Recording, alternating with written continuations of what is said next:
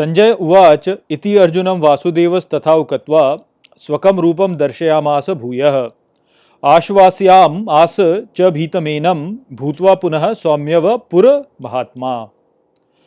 नमस्कार मित्रों। ये जो श्लोक है भगवद गीता के 11वें अध्याय का 50वां श्लोक है, जिसे हम आज गहराई से समझेंगे। तो आइए सबसे पहले इसके अर्थ को समझते हैं। तो जो श्लोक है वो कहता है, संजय उवाच अर्थात संजय बोले, इति अर्जुनम वासुदेवस तथा उक्त्वा अर्थात ऐसे अर्जुन को वासुदेव बोल करके वैसे स्वकम रूपम दर्शयामास भूयः अर्थात स्वयं के रूप को दर्शाए पुनः आश्वास्यामास च भीतमेनम भूत्वा अर्थात और इस भयभीत व्यक्ति को आश्वासन देने लगे हो करके पुनः सौम्यव पुर महात्मा अर्थात सौम्य सुंदर वो महात्मा पुनः।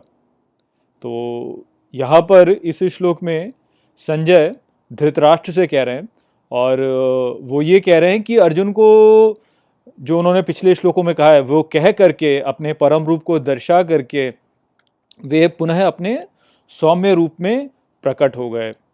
तो यहाँ जो हमें समझना है वह वास्तव में सौम्यता और उग्रता के अंतर को समझना है और किस प्रकार से वह ईश्वर के साथ जुड़ा हुआ है वह हमें समझना है। तो हमने पिछले श्लोक में देखा कि श्री कृष्ण ने अर्जुन से कहा कि मैंने तुम्हें अपना ये विराट रूप इसलिए दिखाया क्योंकि मैं तुमसे प्रसन्न हूँ। ये मैंने तुम्हें इसलिए नहीं दिखाया क्योंकि मैं तुमको भयभीत करना चाहता हूँ, किंतु तुम मेरे इस उग्र रूप को देख के भयभीत हो रहे हो, इसलिए मैं अपने सौम्य रूप में पुनः चले जाता हूँ।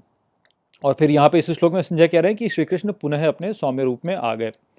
तो अब यहाँ पे जो बात हमें समझनी है वो ये है कि जो सौम्य रूप होता है और जो उग्र रूप होता है, तो ये जो सौम्यता है और जो उग्रता है यह वास्तव में द्वैत है कि या तो कुछ सौम्य होगा या फिर वह उग्र होगा। जो सौम्य होगा वो उग्र नहीं होगा, जो उग्र होगा वो सौम्य नहीं होगा। तो इस प्रकार से द्वैत यहाँ पे हमें प्रतीत होता है। किंतु ये जो द्वैत है ये भी जो ये कारण प्रभाव का ब्रह्मांड है उस तक ही सीमित होता है। यदि आप इस कारण और प्रभाव के ब्रह्मांड के परे चले जाएं तो द्वैत समाप्त हो जाता है। अर्थात आप इसको इस प्रकार से समझ सकते हैं कि जो कुछ आपको उग्र प्रतीत होता है वह हो सकता है कि किसी अन्य प्राणी को सौम्य प्रतीत हो, और जो आपको सौम्य प्रतीत होता है वह किसी अन्य प्राणी को हो सकता है कि उग्र प्रतीत हो। तो जैसे मान लीजिए कि आप जंगल में जाते हैं और वहाँ पे आपको सिंह दिखाई देता है, तो सिंह आपको उग्र प्रतीत होगा, किंतु सिंह का जो बालक है, जो उसका शिशु है सिंह का, उसके लिए तो सिंह उग्र नहीं है, उसके लिए तो सिंह सौम्य ही है। तो ये जो सौम्यता होती है और उग्रता होती है ये वास्तव में एक जीव के दृष्टिकोण से उत्पन्न होती है। तो यदि ये दृष्टिकोण न हो तो सौम्यता और उग्रता के बीच का कोई अंतर नहीं रह जाता है। फिर वो कुछ है नहीं ऐसा कि कुछ सौम्य है या उग्र है, जो है वो वैसा ही है। तो ईश्वर क्योंकि कारण और प्रभाव के परे है, क्योंकि वह द्वैत के परे है, तो इसलिए ईश्वर के लिए सौम्य होना या ईश्वर का उग्र होना इसका वास्तव में कोई अर्थ ही नहीं है। ईश्वर केवल ईश्वर है, वह सौम्य या उग्र नहीं है, वह केवल ईश्वर है। किंतु क्योंकि जो प्राणी होता है या जो जीव होता है उसका एक दृष्टिकोण होता है, तो उस दृष्टिकोण के कारण उसके लिए ईश्वर सौम्य प्रतीत हो सकता है या ईश्वर उसको उग्र प्रतीत हो सकता है। अब क्योंकि अर्जुन ने श्री कृष्ण को प्रसन्न किया है, इतने ऊंचे स्तर तक प्रसन्न किया है, तो इसलिए श्री कृष्ण ने अर्जुन को अपना वास्तविक स्वरूप दिखाया, जिसको देख करके अर्जुन जो है वह विचलित हो गए। किंतु इसका अर्थ ये नहीं है कि वह जो रूप दिखाया वह अपने आप में उग्र है या वह अपने आप में सौम्य है।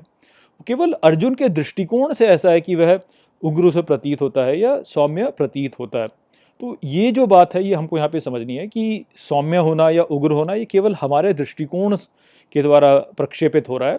वास्तव में ईश्वर जो है वो वैसा ही है जैसा वह है। और यहाँ पर जो ये संदेश हमें दिखाया गया वो हमें ये बताता है कि ईश्वर जो होता है वो जब किसी से प्रसन्न होता है तो ईश्वर तब अपना सौम्य रूप उसे दिखाता है, किंतु जब ईश्वर किसी से अप्रसन्न है तो उसको अपना उग्र रूप भी दिखा सकता है। और जो महाज्ञानी है वह ईश्वर के सौम्य रूप को भी देख सकता है, वह ईश्वर के उग्र रूप को भी देख सकता है, और वो ईश्वर के उग्र रूप को देख करके विचलित नहीं होता, क्योंकि उसे आत्मविश्वास होता है कि वह ईश्वर का भक्त है। तो यदि ईश्वर अपना उग्र रूप भी दिखा रहे हैं तो ये उग्र रूप भी किसी न किसी रूप से इस संसार के लिए कल्याणकारी है। तो हम लोगों को उस स्तर तक पहुंचना है जहाँ पर कि हम ईश्वर के उग्र रूप को भी देख करके ऐसे विचलित ना हो। किंतु होता ये कि ईश्वर जो होते हैं वह अपने भक्तों को अपना सौम्य रूप ही दिखाते हैं ताकि उनका जो भक्त है वह विचलित ना हो ईश्वर से। तो यहाँ पर वही विचार को दर्शाया जा रहा है जब श्री कृष्ण जो है वो पुनः अपने सौम्य रूप में आ रहे हैं। तो आशा करता हूँ कि मैंने इस श्लोक को आपको अच्छे से समझा दिया होगा। चलिए इसी के साथ इस वीडियो को यहीं पे समाप्त करते हैं। नमस्ते।